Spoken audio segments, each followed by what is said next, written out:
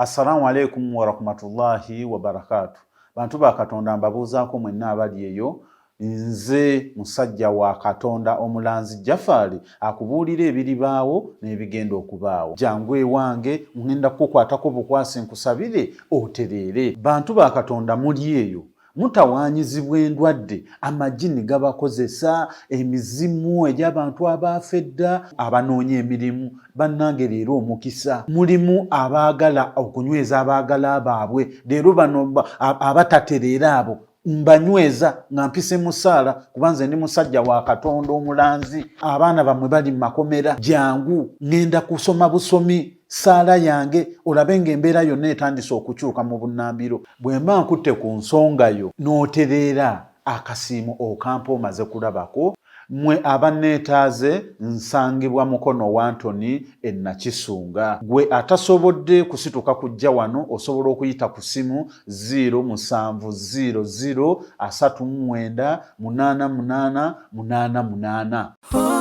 Connect Pro bano bemanya bakira mu byokugula n'okutunda ettaka n'amayumba bo besigwa be batakusiba kiwani Connect Properties beba kuyunga ku makaga golubererako nekole n'ekibanja mpola kati beeyune munywanyi Tusange ku office zaffe ku Kampala Road ku Mabirizi Complex ku mwaliro gw'omusanvu ne Nansana ku Mastowa ku kizimbe okuli Opportunity Bank ku mwaliro gw'okubiri oba tukubire ku ssimu naawe osobola okufuuka landlord n'ekyapa kyo mu ngalo. Connect Properties. Boss Lugalabi Mugobi gulu yakedde kusiba tayiro ekawungezi ne ziyika ne muleka leero akedde kuzisiba kati mbadde enzigala ekinabiro bwende zingoberera akozesa biki alina ekivere tukiyawo tekitegerekeka oba mulimu ki ebyo abantu bakyabikozesa basibisa Arapex Style Adhesive tiles ne zinywera Arapex Style Adhesive takyaliko kubaganya birowoozo buli ayagala okunyweza tiles ku kisenge oba awantu wonna gwakozesa ne UNBS yakonamu dastamp ng'omutindo kyekyo akolebwa Ziden Tile Center ku noti 753 noti 65 228 abantu be Dubai ne Abu Dhabi appointments ne Southern Promotions babatusako King Sala live mu Abu Dhabi ne Dubai Okutanuka 17 June asogedde Dubai ku Legends Beach House Plaza Hotel Satwa Roundabout Platinum Dealers 10 ate gold Dinams 2 kweyambala otonyoli okojjola be King Sala sawa sadeze chonga tandika eno DJ wasa agenda kuwa muziki DJ Shagol program kanga 18 June agenda Abu Dhabi Usran Hotel Cosmo Africa M1 Flow eya kuyingira dira mu 10 wenna muli ba VIP ati VIP party atendo DJ X chikwasaganye ikabera bitegekedwa Southern Promotions ne Apple Events nibitikibwa mu center Speed Express Tours and Travel bakafuluma visa tickets n'obulambuzi kalagone Esgate Restaurant ekyasiza okufumba ekimere ky'Abannayuganda mu Buwalabo.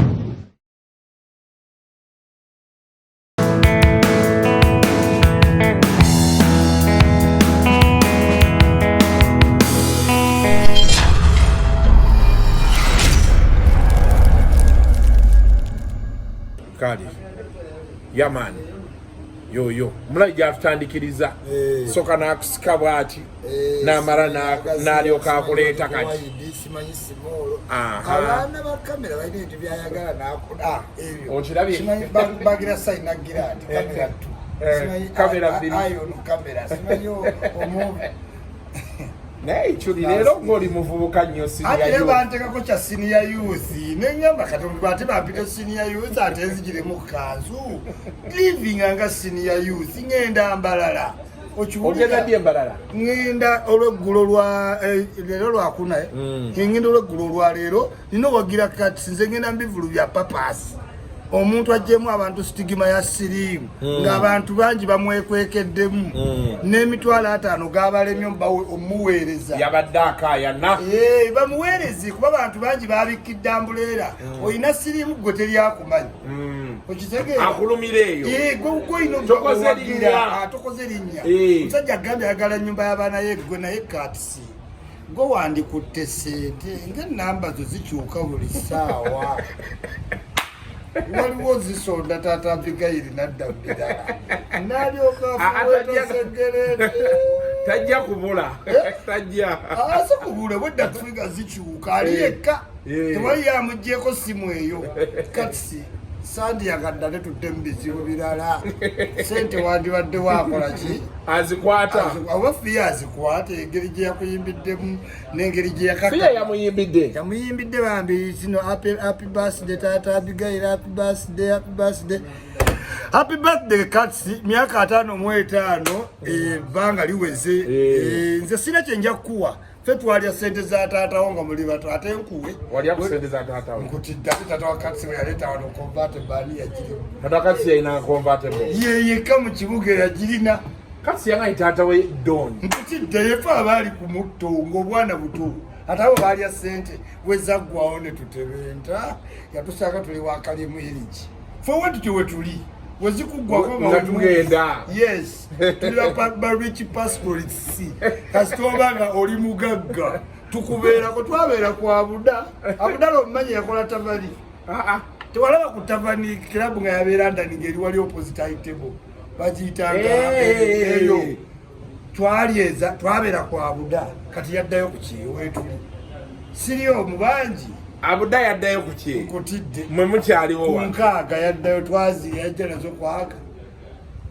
kunkaaga neziggawo yaddayo era so katsi kankusabire ze sina kyenja kukuwa nga we nali eza taatawo ne ku zino z'osonze kwempulira oba okyaziina owendi embala yanzija neebaza abantu mwenna abasazeewo encelebrating eno kiraga Sumbawanga njagala mwebazaamu bino byebimuli Kasuku wandibyagadde bino twandibyagadde toggwe nze nandibyagadde nange birthday ejja abantu yakusiima ebimuli ebitegeerekeka wadde banzisa keeki ne keeki ayisingi suga nkeesi kati njagala ebimuli ngaebyani ebya Siraga Sumba Waikibenda yawaddeyo Amerika yawadde yes 2 ne palaso 2 palaso wangambye 2 milioni 2 omwana oyo alina sente mmeka kati Lydia Jasmine yamuwadde $7 ze milioni nga 2 mu anti kati ziwere 2 anti kati dola eri ku 3.8 so 7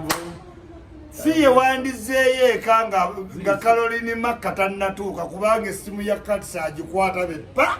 yagenda okugaggawala omwana oyo kimanyi Kini Kalisa baŋŋambye yakuteesi 5 ne bamuwa Mayega tolaba ava mu nseko baŋŋambye ne Mayega yavuddemu akantu Katsi yakubanga bweno oluwenda lwe olugaggawala nga we nali mukwano gwa taatawo tewewunyanga nkomyewo naye Katsi nade njogeramu awo naŋŋa kati ayagala teekamu madinisa asibe ettayira akowe plasta mazzi masanyalaze structure yali yaggwa structure yaggwa ndoza n'okusereka ne kuggwa naye baŋŋambye mu bintu ebimu byali passionate about be baana be era yagambye ali proud ennyo balabanga bakula ate kasaba mu family reorganized so nsuubira bulungi Katsi omulanga gwe wakubye n'abantu abakuweereza sente ni mulodi webale nnyo nalabyani omulala awo nalabye Waikibenda naye ng'abayimbi muyiwa Rema oliwaayo kodi ku kintu ekiri surprising andi Katsi ayinza okuba talina kyakoledde Katsi alina gwata promotinze Shiba Juliana wajawaayo ne waliwo abayimbi abeegudumidde omuze omukodo ogumanyi kati omukazi nga yivuliniragu agenda kifo ku kifo bambi anoonya akasente akakola ki akamujjanjaba gye yatuuse kuzirika ng'ensonga emuzirise eyo nja gikubuulira naye twebuuza senga Juliana ne Rema kumanyi Rema gayina n'agamba nti nze yayimba oluyimba lw'abannyabo katwegatte tukolera yivuliniragu stage addamu n'akola endala alina bali bazanyi ba firimu betuddeko simanyi ndi feminist nga toyamba evirinirago oba feminist halima shiba oli feminist ki okitegeera bayamba mulamu omukazi yatuuse wali omanye ekyamutuuseeko yagenda nga ava mu Zubairi family mwava Zubairi family ne bagaa tetulina sente naye twapangisa fulo waggulu kuki ku Muganzirwazza kati gikuwenga ki nga venue wabula nga management ya Muganzirwazza ebanja ba Zubairi milioni 18 eza rent ne bagiwaako 10 nga balinda muki 8 kati bamanejia b'ekizimbe balowoozezza ati Evelyn Kwaizo bayawa Bazubairi sente bo ne bamugamba in this guys kijangu waliwo twapangisa oba okolera ki show kati ne bagamba ati eza show mulina zituwanga zaki gaza show nekiretera omukazi ozirika daye my outcry erinti Kasuku women bano bonna abakazi ababadde abanyiga nga baguddewo akantu ku bakazi can't they come out ng'omukazi akati atrending Rema n'ogamba mpadde omukyalo ono akakadde ekivulu Rema n'oba twagala kagaba n'owegatta gwe Juliana ne Shiba abantu bameka basatu ne Spice mgatteko ne Spice w'amaanyi nnyo yes lwaki temuyamba Evelyn Lagu ntino tuli ba feminist simanyi we are empowering women we shall always support each other camera ng'omuntu wagamba live simanyi good morning bya cosmetic oba muyamba abakazi kiki ekiganye Rema ku kayimba akatukumufuweka okimanyi Rema ye muyimbi newe wagwawo ekintu kyonna covid teyagaba wadde kasukaali Meshiba ne Juliana ninga tubawagidde ebbanga bo tubalabako ddi mu initiative y'okuddiza back oba ne tubalaba ku Evelyn Lagu tubalaba eddi waliwo abayimbi abalina oyiza nti giving back is also part of being a star Kasuku wano toddiza abantu ne mugenda eti n'omugabira abantu wakati ayimmere ne mubatuusaako baba basasudde ki yiba ne babawagidde ekivulu ku kivulu Evelyn Lagu kyo by the way omaze kirowooza n'ekirowoozaako wano yes lwaki Evelyn Lagu atagala kubanga alaze woba waliko star toyagala kubanga osaba nnyo obulwadde bwe bubadde persistent abantu bamukoleddeko bye bamukoze eki kakati waliwo nannyini mufugga okwate wakola ki kati abayimbi batandikiraawo abakazi abakyala abawozaawoza simanyi ndi feminist simanyi nayimba olimba banyabo simanyi women we should have respect simanyi let's support each other mukoleeyo ekintu nga kya Evelyn ki Lagu tutegetola mugende ku Freedom City babawe venue yabwerere ani nagaana okujja okuwaga ne kati Evelyn Lagu ne bwakola show si yalina ennyimba eziri mu bantu eziri awo okitegeera gamba bugambi si yo w'amaanyi nnyo ajati wa Masaka Fete nga tukulamusizza okuwale watandika ebyamasaka Fete weefuulira ddala wa bbula naye mutuwadde ku ssente za Kipakasi kasita gondi Isma yaŋŋamba tasobola kukulaba n'akukkiriza genderawo oyo mbasiraamu gwe tulina abasiraamu abasigadde bali banguzi oyo gwe twasigaza Farida Masaka Fete temuze ekikopo mu Kampala mwakitambuza kyaggwa maama omuntu yalaba n'ekikopo kye Masaka ekyamasaza bayinza okukizza ogulala naye abakyala kyoyogedde kituufu okitegere Kasuku this is not intinoti oba tebayambye ku Lagu kati this has come to the gender itself kubanga bamuyambyeko bamukoze eki ate ba human being mubamanyi kati saa zino buli muntu agamba dayambako takola ki so it is your time Rema yayamba ddi nze Rema mugenderedde nabadde mu gavana mulaba njagala namufuwa naye era nga ntunuulira agamba Isma onkulitisayizinga nze ndi kulitiiki naye tekinzijjako kubanga ndi muwagizi we okitegedde you have to get used to me so Rema omuwagira nabadde mu gavana namonjojo w'omuntu ne balinnya Lacoste engatto z'ennyambalo ziyita z'aba bulijjo Lacoste gye balimu okulinnyirira mulaba era ne muwa n'amagezi addeyo ku nsozi adduke yes eyo bwe tojja giyimbisa abantu navamu ng'oyimbira mu magandula gokka genda odduke nze ndi muwagizi wakubuulira sikitegedde kyogamba ekyo munene nnyo seita moving tetwanyumira okubanga ali mu kifo kimu dimpo yokka gyakulaga saidi ebiwalala tewakyajja so as a fan nina omugamba ddeyo obudde abo asange viboyo yakola kuwakawutu w'abayimbi muswangiza avenue mwegatteko viboyo badduke ensozi z'emuyinga wininwagi teyandifunye mu bisenga si viboyo manye emyaka gye naye omubiri gwalina ogumanya viboyo alina 6 pack yes viboyo naye ngomanyi viboyo alina nga 57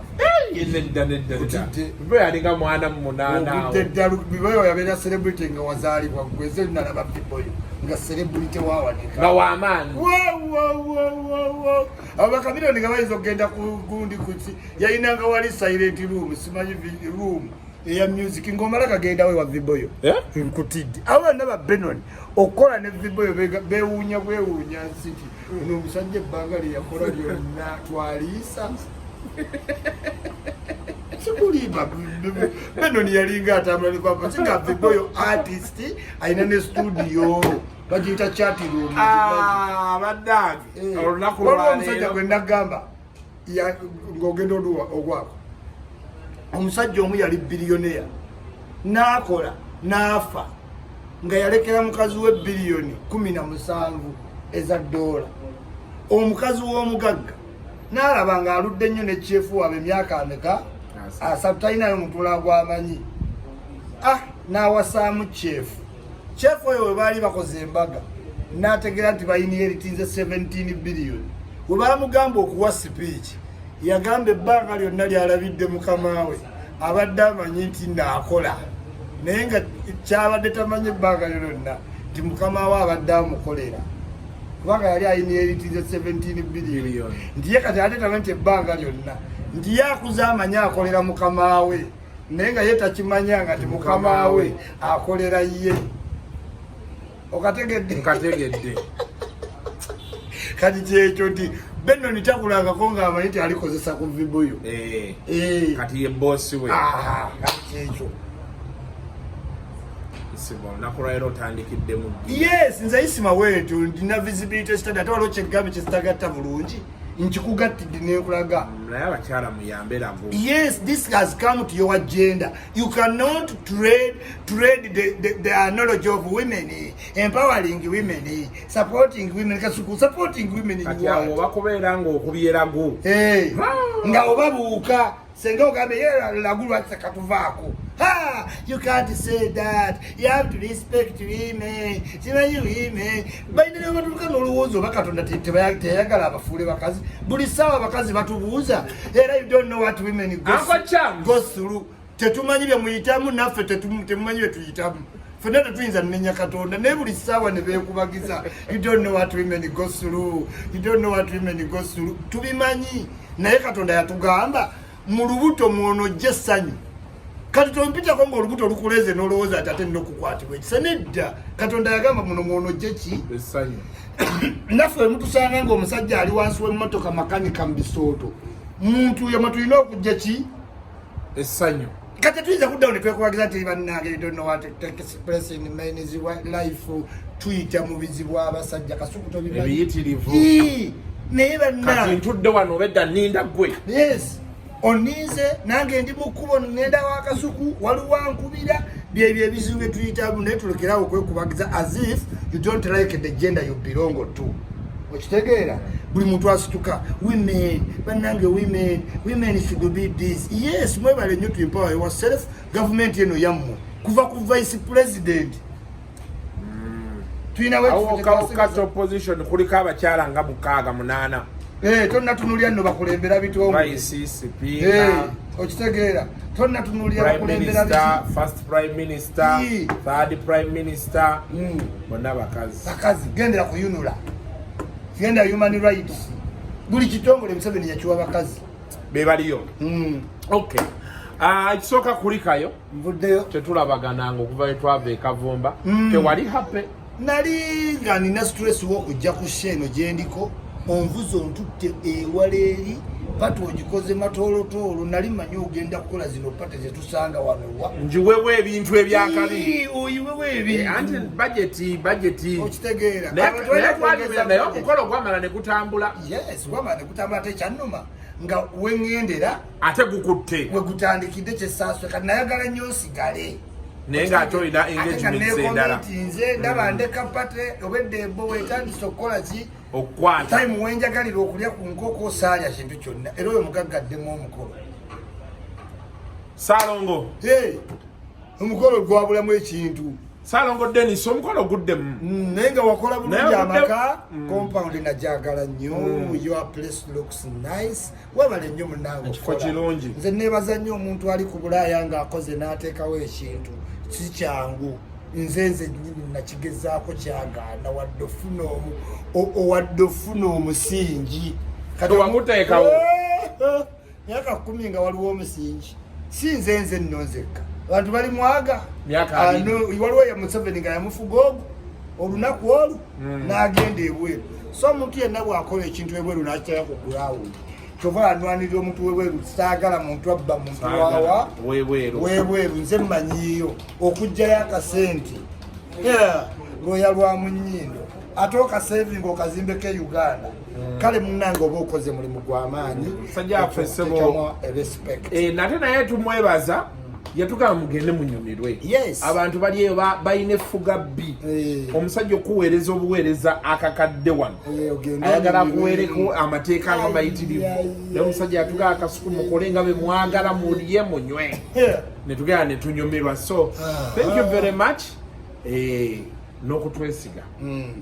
mwebale nnyo abeeyongedde otwesiga nammwe abali ebweru eyo nga tolijja kukwera house bombing nyumba wagizimba naye tojja kujja omulimu gwoliko wooviirawo omuyugoslavia agutwala kukola kintu eki weereza ffe tukutuukireko tetuliiko byakika tetuliiko nti ani yanyiigidde tetumanyi byabasengaawo ffe tukukolera house warming mu nnyumba yeekoleki eggwe Uncle Chams wamulabye Uncle Chams namulabye Uncle Chams levonda la ayina ke yakoze yagaseeko galubindi naye kyamagero w'amaanyi naye maama Linda kyatatukola ekikulu yantama tusomesa lava amakana agalekanga goonoonese kalesewo bangambye ndi senior youth bampa okuzza abaana ku masomero nengamba ate ekifaananyi abakyamagero ministry yamuwa obwambasa kati senior youth nengambye kyenefaananyi abakyamagero kiki bagende balipootinga ebintu byabwe namugongo nabalabye mumumanyi Matiya Kagwa Lwanga ffe tuli ba youth tuli ba mulembe guno ebya Matiya Lwanga ekirungi nti ministry yakuwadde challenge manya mandate eyo national teachers policy yebayingiza nga gyetwagala esinga okutambula omusomesa genda yasomere oluvannyuma lwa myezi eno gye bampadde mukulu kyamagero omanyi gye bampadde bagiyita keep a girl child in school alongside child social support network okuzzaamu abaana laavu y'okusoma nga bwejabaayo mu first aid ajja gikola ekkololo mu maaso eyo nesi baleete abaana 3 pa school tuzeemu college abaana balekerawo laba okusoma omanyi abasomesa basiika nnyo namungodi ne bakuba amataffaali kana abasomesa abaana ne babajja mu vali kyenkoleze kyebakola kirungi naye kiteekwa nga kiri 360 in tandem with the teachers toyinza kuleeta abaana ng'abasomesa tobaleese ekyokubiri lwaki amaanyi mugasa nnyo ku mwana ow'obuwala nga perpetrator the boy child is not amplified there is a problem with the mechanics framework erina kubeera nti abaana bonna naye bw'otandika okusuusuwazaako omwana ow'obuwala ani awo omwana ow'obuwala olubuto kyamagero ani awogula omwana ow'obuwala obutasoma omulezi naye tubadde twagala eno lokosho tubadde twagala oyo begitta tubyotandise kyamagero naye si toyinza kukola kintu nga tekiri mu policy framework nga tekiri the more we amplify ku baana abawala omwana omulenzi tuba tumugjeeko amaanyi that's why an empowered girl bw'anaatuka nasanga omulenzi alina low esteem ego zigenda clashing kyobadde oyogerako wano one is patriarchally strengthened by culture omulenzi omuwala ali educated and assertive to strike the balance eno gundi gye bakuwa bwe kati gikwate kikyusi ogambe nti njagala abawala n'abalenzi because omuwala teyeewa lubuto omuwala teyeeyigikuliko ne child social support network eyo y'abaana ku nguudo nabo babaagala ekyo kigenda kubeera kizibu sinze omu project nene kankikulage project abagenda okubenza nakolako research ne investigative story ku baana bali ku street buli bw'otuuka no investigating nga babaleeta mu Kampala bw'otuuka gulusiding kuliko minisita akifunamu ekyo mugenda kyakivinga muti sikwe kugobwoko ku YouTube seba natulopa mu UCC minister wa Uganda kale so mwemuleetabuzi webalabika bulungi omukyala Madam Linda mama zaza bw'obeera omwolezaako ebintu toteekakola iveeko tukubya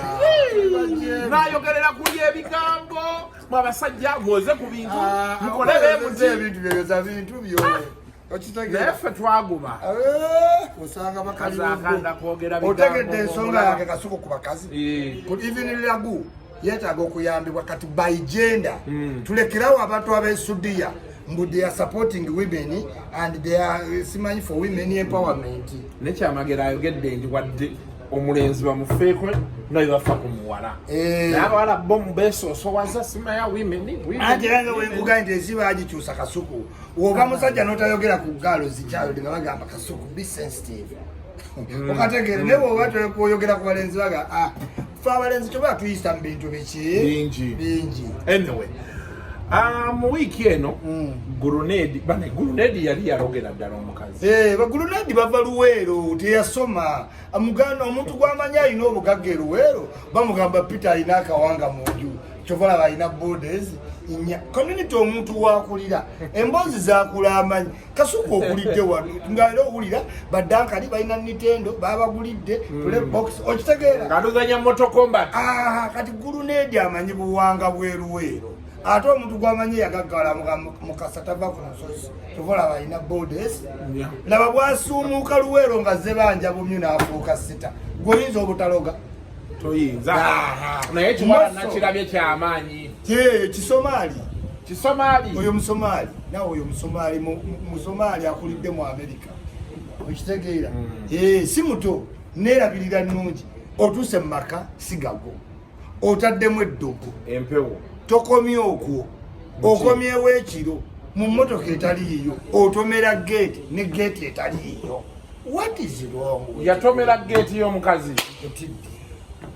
atomera akube ng'ombe emirundi egi tebagulawo n'agiyingira n'emmotoka gy'agiyingiza siiye gate gy'atomera siiye n'awaka waayagala otomera oyingira si wawe. Criminal trespass paka kajjansi yasuze mukazi omugagga omuvanka ayagala $7 ze yamugamiza ayagala 7 kati agenda okukoona wano mukitegere mwala musiraamu Abasomaliya kasowuli omuntu atandisa Ahmed kati agenda zisasula atya akasanvu simanyi naye lwaki omuntu omuvubuka ng'oyagala yimba you walk into controversy kitungi naye olina okukola nga kamiliyoni ng'abamu controversy naye nga ne music bamwogerako ku semuki time kati otunulira emboozi za gurunedi bamwogerako nnyo mu scandals teboogera ku music. Kamiliyoni yakolanga controversy naye nga music abanolimu lwaki abana obwawa gulu ng'oyogera ku lya Dorotiya nga Beikali akola ki akuba oyogera kuba bampino nekolera maali alwanya ne Tulumani Kibalama n'alina kipewopewo. You get it? Ne katoyinza kuleka abantu ng'oli young artist nga bayanga artist bamerukanga butiko gwe ne babanga bakumanyiiko kimu simanyi komba simanyi bakazi simanyi bagobye muntu. You cannot trend like that. Wadde ng'oba amawulire mabi malungi geetagisa. Gurunedi kyali wange y'omu ku bayimbi abanfaananira basita lwomusanga siira obunyama anti afaanana alina obubina bubiri wano mu kifuba omanyi okulabika nga sita you need to do something unique. Kyova olabanga basita beekuba ttatu be bazireese leka naye Isma bino bye watandise olina ositulamuko guno omukono guzimbe wano ng'ogwa bebayi nengeejalega akasaati ng'akusanze bafudde oba yanywa oyiro ki naye maama mwana alina omukono bulaka kyamukoze. So what I'm saying olina okutambulira mu controversy ng'omuyimbi but the same time nga ne music akola ki abantu tobaganya kwogera ku controversy koyagala boogere ku controversy same time nga olina n'oluyimba olukola ki olukuba. Right now alina oluyimba bayita right video nungi nnyo neti wali alukola ki alwogerako ayina n'oluyimba ne pink nalwo lulungi naye kimanyi nti kati boogera nnyo kukugoba emuyenge ebyo byonna byandibadde birungi nga naye nengoma ekubira ddala ki nga gwoli ku comedy store we boogera ojjukira we yalina ebintu bya magi okitegeera nga weebiri naye nga ne afazaali nkulo geetambula bweki bulungi. Kirungi abantu babategeeza kyewayimba afazaali nkulo kati wali ayinza kukunenya nze sikunenya wano mu kalicho ya Uganda wogwa ku mukazi nga wava Luweero ng'alina sente ne accent wetu omuloga bulozi. Leila Kayondo teyatugambye nti mbuga oluwulira oluzungu ng'akukkiriza kati ate oyava e Luweero mbuga nnaawulira mwate gurunedi eyamuyamba n'akyusa n'accent. Gurunedi omanya accent ye toyinza mmanya nti weeruweero kati gurunedi ayogera oluzungu ozanya n'okuzanya yaluyiganga kenzo ate abantu abayiza oluzungu obukulu buli interview atandikira mu luzungu bannange wakenzo interview olabi. You see the difference. What I mean is addinga n'ebigambo gawo naye gwe mugambo yukirira mu lulimi lw'obusuusa Nangata batabageze wala n'oluzungu balwagala balina busayini. I woke up in the night, some pervert. That's right. Buno butegeeza ki Kasuku. Oluzungu lundebi. Isma, I'm an educated person. Nsomete ddala paka makerere. Nibaleta busayini. It's a night. Isma, wala yangamba wala abawalika ku show ko comment.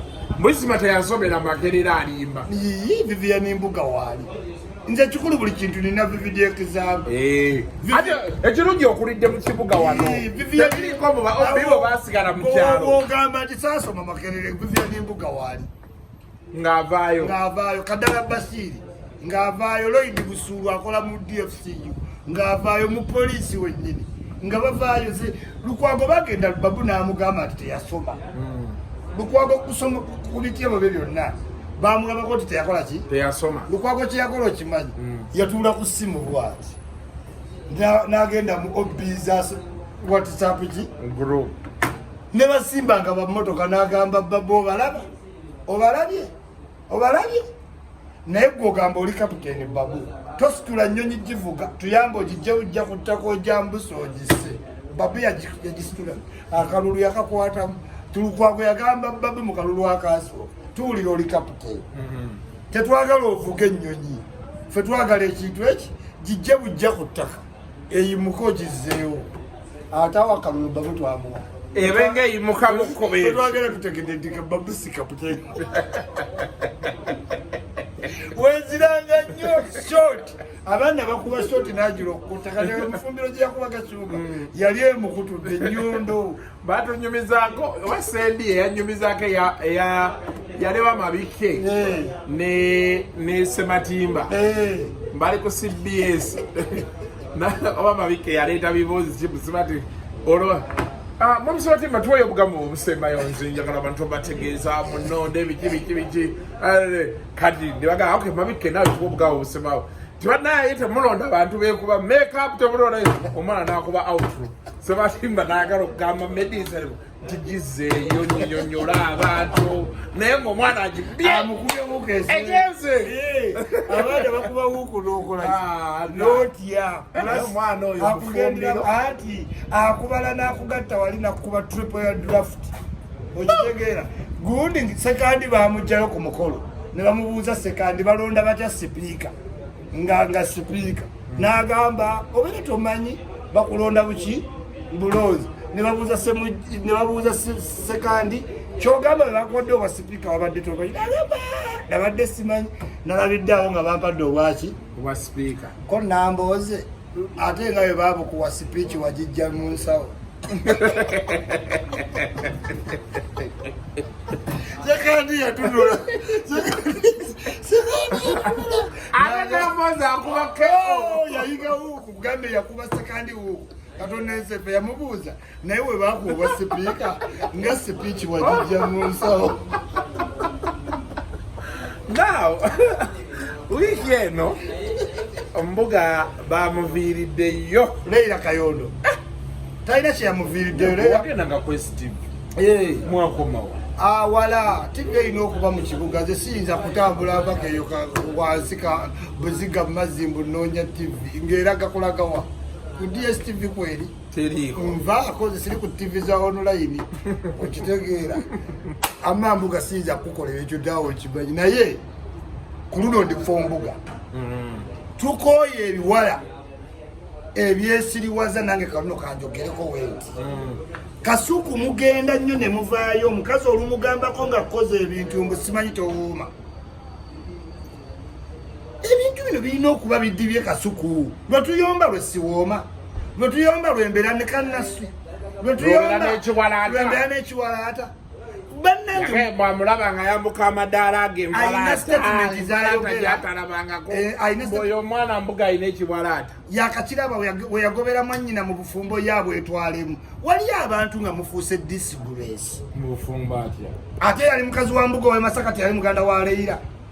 obadde otya era ne wano abantu ne bamugambangako nti bannange obufumbo bwa sisita wo ng'omwana alinnya muti gwa musajja taguvaako wawalampa wakkirira va muno dda muno ne bamugamba obufumbo bwa mwannyoko n'abulemerako kubanga oli w'e Masaka ye muwala y'omu afubutuseyo today. Njagala ojjukire nti Leila Kayondo social media artist nsobola okusibawo emitwalo nga ondage mu myaka ena posta ya Leila Kayondo ng'agenda yimba, not even forgetting nti alina ba Obi ne Oji tebamuwangayo wadde embaga neegi. Bw'oba wali olabyeko Leila Kayondo ng'ayimba embaga yonna otenga embaga kyekintu omuntu kyakuwa okuyimba based on feelings, takuwa oba oli wakabi oba gwe oli ku hiiti naye tayimbangayo n'embaga neki. Tugambe talina mukwano gwe yali afumbiddwa.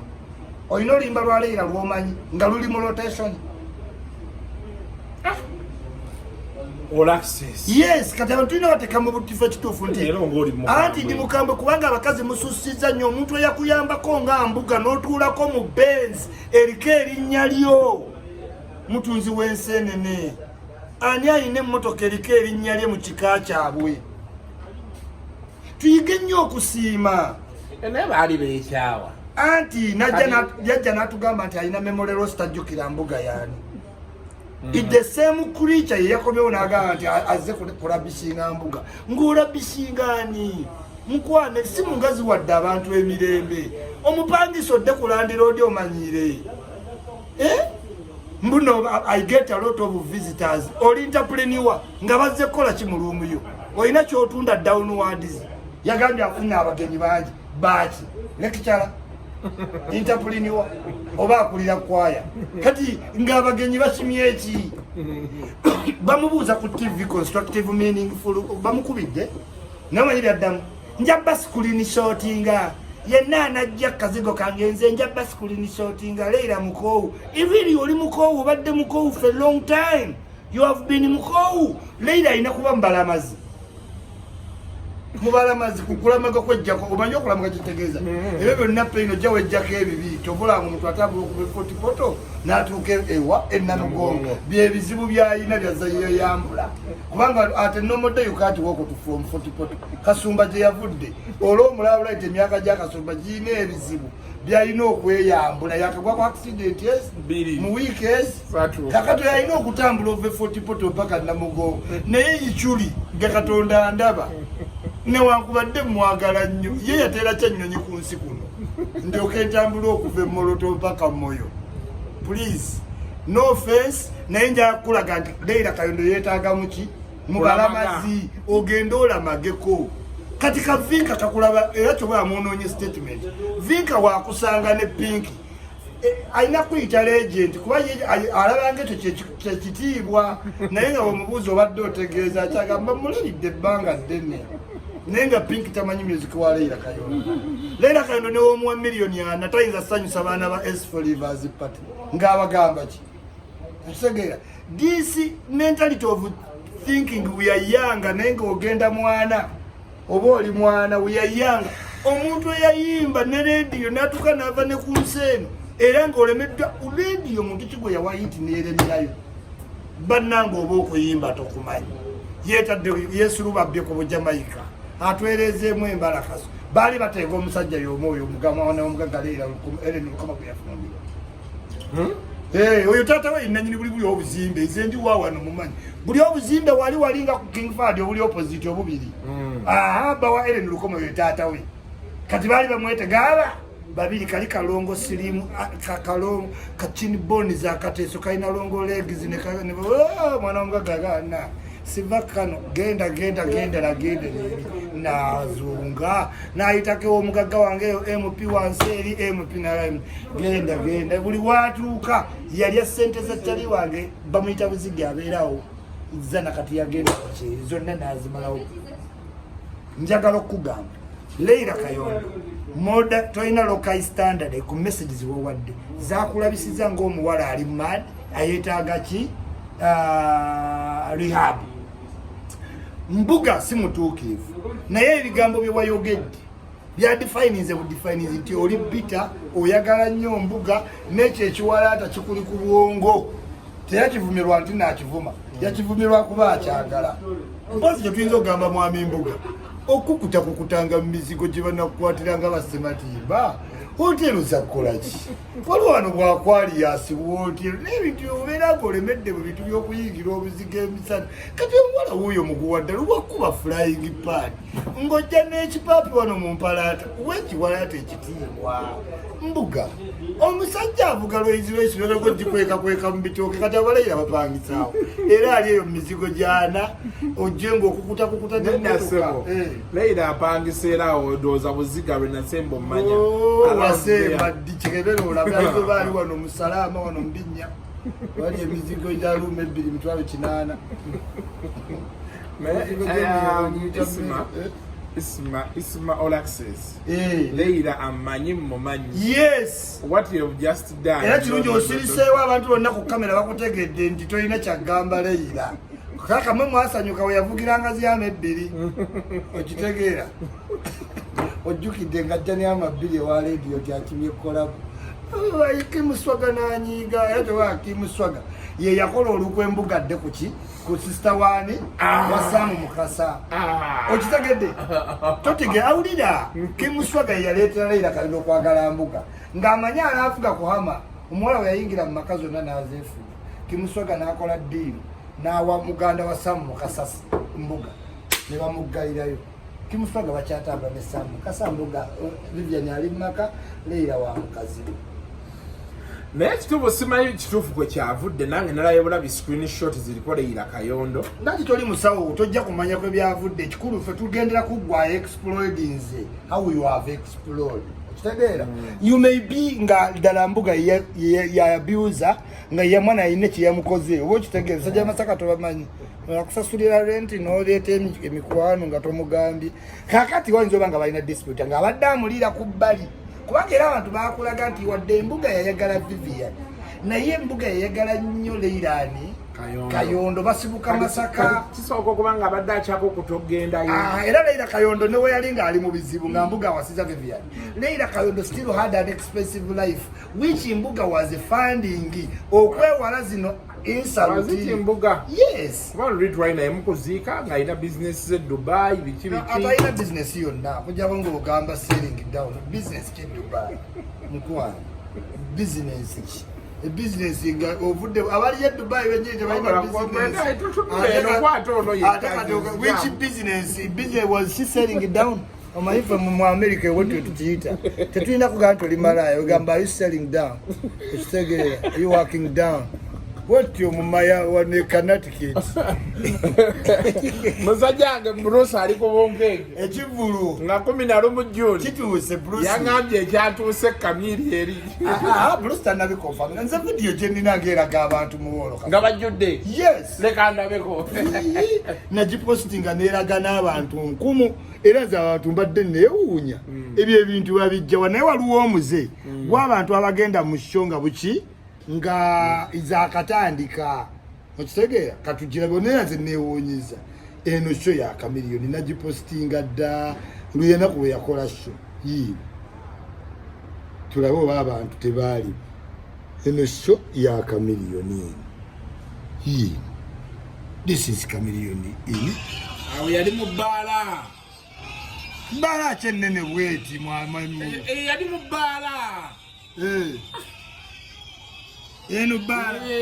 ebbaala bagiyita yali mu feemu y'eri kasikisi ng'eno ate ebbaala yalimu abantu abo si bantu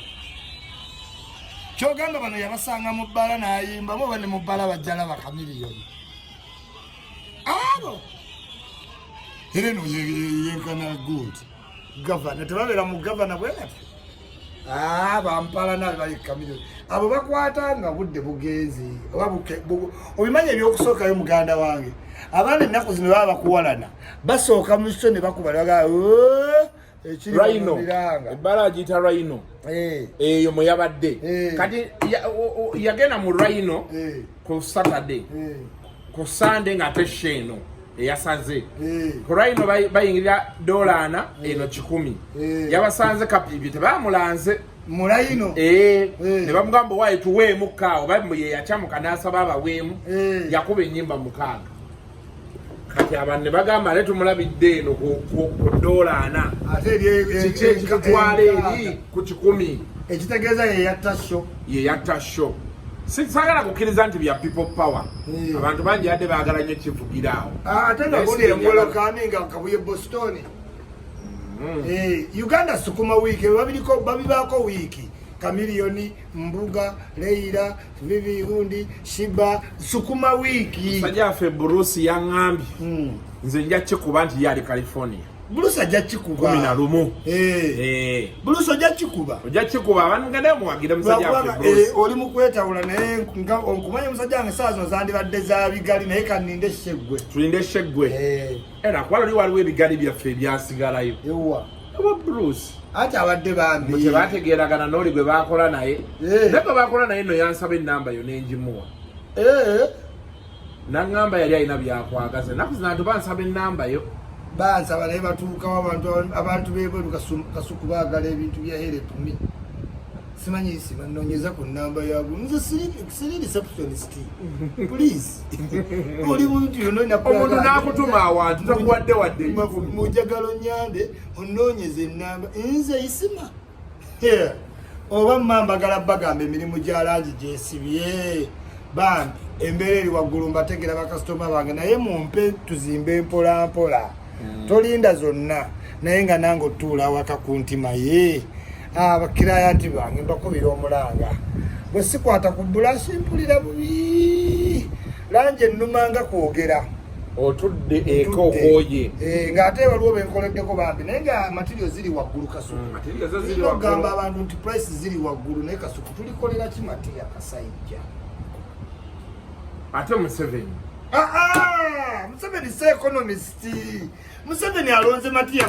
Kasayija aliye Kasayija economist yes ate akola ki mu Minister of Finance ati bamuwa post ate mu Minister of Finance Museveni tazanjirawo Matiya Kasayija economist amanye bya finance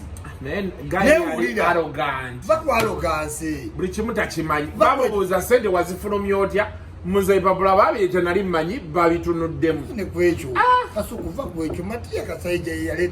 yasayininga lawyer penalty Nasayija Kasayija yazze n'atugamba mu biliyoni 10 yazisasula namisango munsi nenga munsi yawanga omuntu ayabba enkoko ali luzira omuntu ayabba housing y'essimu wano mu demonstration gwe bakwata mu byakavu ali kigo omuntu wa biliyoni 10 amateeka ga Museveni tegakwata nabbubi gakwata buki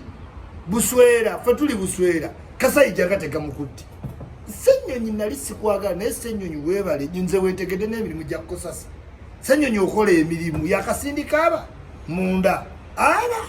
kankusabire omaleko kikulu kkosasi osindikayo n'omala n'obejjagala kyangu abanene bali awo naye nga kabadde kankoledde omulimu Senyonyi on the right track tukoyo obubbi obwekisiru naye Kasayija tulikolera ki mu nsi muwogo gyali ow'ebbeeyi ne mukene nojja n'obalaata mu biliyoni 10 minisita teyandizeyisiza naye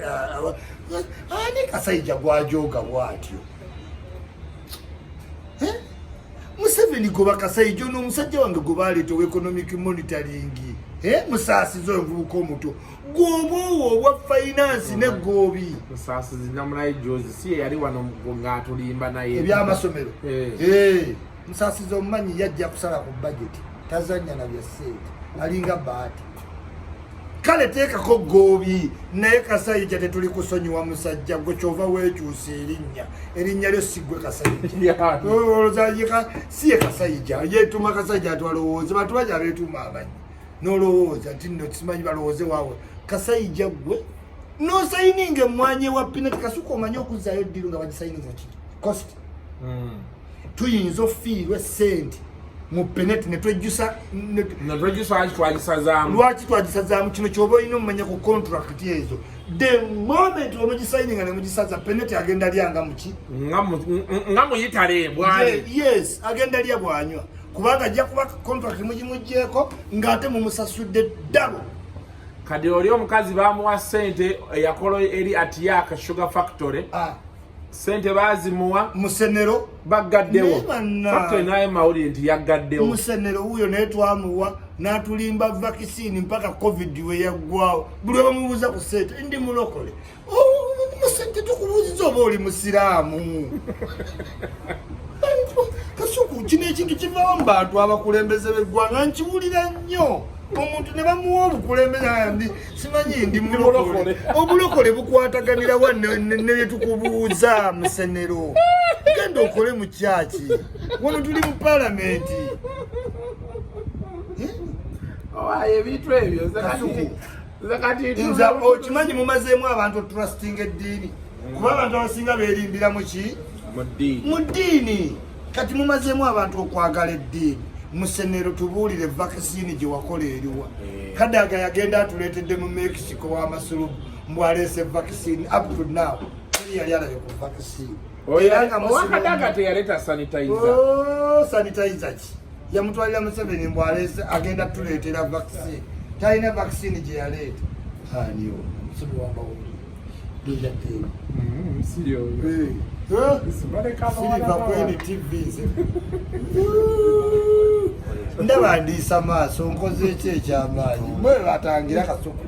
effumu likwetugga n'oyingira omwana naye nzi emmundu ziri ku ggombolo newe ndeegombesa amaaso likaziina lijja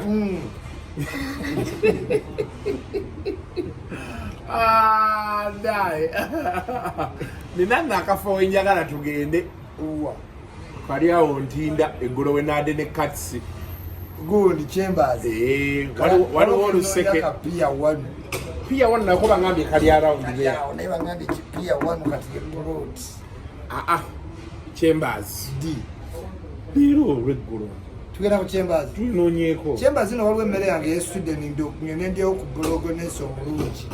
namboli yale bafumba emmere ya Europe awo ebyo ebingi yes kati lwaki obyeyogeza Kasuku musima ya bologo nensizima ya biki kale makuloni ne Mr. Meat kyekyo okitegedde you want to confuse us kanda ofuuse Uncle Chamzi naye bannange kyamagero obudde wawadda sesio yaffe tubeetondera bannange tetwategedde ayagala kyeno beefuula nti bayogerera ku Twitter kyokka ate neno ne batulumba wogenda ku Twitter nga bakubuuza Isma what have you come to do here munaku lwairo ng'okutta omuliro yes abakyamagero bayinza kukkiriza ku Twitter space okubuuza who are you this one is my land friend who are you kyamagero eno mukimangayo kyamagero alinga kati kyamagero nokale naye teri muntu yantamanga buule ayagala otulaga nti ye wa Twitter standard kyokka ku Twitter tebamukkirizayo baggalisonga kati eno gye tumuwa time ate gyayogerera wabano gye tuli ebyapaabirabamu egundi buule okimanga kyeno just n'abali eriti nabo tabo tebamukkiriza kusoma kwa buule ku bulamu tekubulamu katwaki ku Twitter lwaki baggalisonga tebamukkiriza kuteesa baserwa azimba kintu ajja tuukayo awona buule ne Facebook mugandi president wa blog agakola kuba yasoma nnyo agamba Isma kati ku Twitter gwebeera president wayo oba nawe tebagobeera owaayi bangambye nti kaye yagenze Australia Australia dekamuteeka mu nsi za wano 21 hours ezo zimanya ali Switzerland naye bangambye tagenda kudda Switzerland kyangu nnyo yakooye abadde enjogera ne Junior yakooye kanga buli kimu yakyetunzeeko yagenze tayinza butagenda yali yadde eri ku mwala gwa pastor ne yafa Kawala yani ne pastor ku kinaabiro kye ng'ate we yazimba bulumu bwe obubiri kitegeera wansi nga waliwo obuzigo bubiri obwalumu emuddeni n'atekako obudaala nti asule mu kalina omanyeyo pessimistic thinking nti olwokuba alinawo wazimbe naga nkookeraako njagala bbanga bano abapangisa baliko wagguluko tekinnewunyisa Switzerland nsi nnungi kyangu nnyo kayo obutadda abadde akooye emikono n'ogiwanika mande tusande muno mumuluma wesse ku Isma boogera twogedde kuva mu gwankaaga ng'ojja oyogera kati yadduse angambye yagenze tayinza butagenda naye kaye njamumiisinga njamumiisinga omwana adde takuuma ngalo n'abeera ati nemwogera n'akusuna mu maaso n'akutakula gende Switzerland otegeere Bulaaya w'obukulu wanyiga ekyakujja emitoomo n'okitegeera waabwe namugambye senga ogenze wano mu Bawarabu engalo za Kayi wandikamye nga miya ne ziikaaba bano bakadaba bakamengamye nnyo atude ziziruma kati abakayo abadde yeetaaga anyige ngamiye nnyo antu siye w'emitoma muwala bajja musaso naye kati eswiti zirani tuli kuwuliza ddi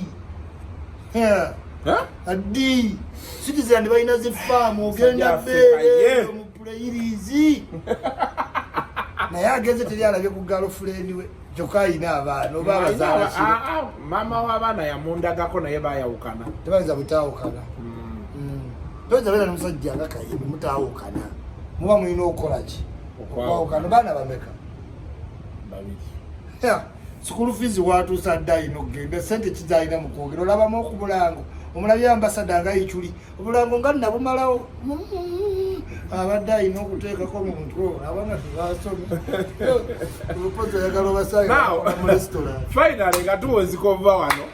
wiiki eyo ewedde gravity owamulaba evayo n'atabukira spice gravity ebitiro buli muntu abimanyi ne problem eri ki tewali problem waze na spice ne roja tebalina buzibu anti tebalina buzibu nekizibu ekiti kiringa bw'onoosanga omuyimbi n'omubuuza ku Jeff Kiwa tayinza buli example zakuwukulaga nti bano Jeff Kiwa be yanyigiriza era bw'ogenderera olunaku olwo gravity lwe yayomba nti abantu beyamishoninga mu dakiika 2 baali bamaze okutimba posita ye nga bagiwanise yayogera ku Fifi the Queen era mu dakiika eyo ogenda okukyusa peeri Fifi the Queen yali akoze eki ensonga ze zaali sawa graping nga zitwaliramu ebyatuuka ku Bafana just like any other manager. Bafana ki ekyamutuukako anti whatever happened nti baatuuka ku nkomerero nga time tennakola ki tennaggwayo era wagenda olaba nga Bafana asyalinze biki link Bafana akyali ku ebyo after all those years tabiriiko naye woobyogerako ajjukira oba otagira music we batambula weki ate the fact that yabayise naku EP bagambye gravity baamukubira naye mbu ng'ali ttaki tiimu ye ne bagigamba baakomawo mu mutegeeze ewulira kyonna gravity kimuyombya bw'oba otunulamu ng'oli mwogezi nga nze it is not of now CEP ya Spice tebirina ki grievance zivuddewa mabega kubanga mulimu ti ate ansetinga yampe emitwalo 10 ate nandikodinga obitegerera ebintu nga byetwageranga ne balamu okuneneggana nti wowulya fulufiga ayogera naawe n'okola ki nomountingirako but gravity looked yali anoonya opportunity eyinza okuluma roja ng'amwadressinze so there was no better time dano okutayiminga kweno ku epiki eno kubanga n'engeri gyebitandise omanyi we byava yali mu Galaxy ku Celebrity Friday ne Aziza Zio ne Fit for Maker ne Nina Rose bapresenta ba Galaxy ne boogera bulungi ku Spice nasparkinga ki yes sir omwami omumanyi ye Raymond Mujuni Mujuni mwagala nnyo siwakakola embaga Mujuni naye tewatute yatuyita ku mbaga tuli ba corporate embaga y'abamujuniza aba corporate Kasuku tujja tuukirawo mugaga byo bajjula ddi naye nga Raymond nkwagala nnyo simuga esiyogera ku ezo mbaga tetuli ba corporate Kasuku tuyinza osiba botayi awo mukaaga katisobola tuba twasituse dda twagala kutambula gereomulayo waayitawo olumeshoni njerinya Raymond kugenaga Isma lireke bambi okitegera balina ki dekolamu waabwe mwe batambulira tebamanyi mwoyo dekolamu mwe bazikiridde ne tuwamba Mujuni ayinza oyimirira lugazi waliwamumanyi newaba bakamulaga muti ekifaananyi ne kiyitawo kiti n'omuyimirizaawo elugazi abantu tebati bamulabagandako wadde nga tebamuwuliranga yes ntokola Uncle Chams ayitako wano fe tulina abantu Twitter erukazi gyeri ate oli mutu wa wansi simanyi ate okonya ku Twitter ekintu ekyo gyakuluma Isma otukira twali wali naga musibafe twasoberamu naleeta college ne secondary nanfuulira ddala nti siina kyonasoma wangamba nongamba naye kyamagero siri musonyiwa nze yantamye n'emboozi ezalinda zonna atukubya bukubya miggoka aleeta bakazi baffe kusuugu abalowoozesanga be tutayagala yepalawundire muli tulinaye tubagala nnyo wetutyo we tuli mweraba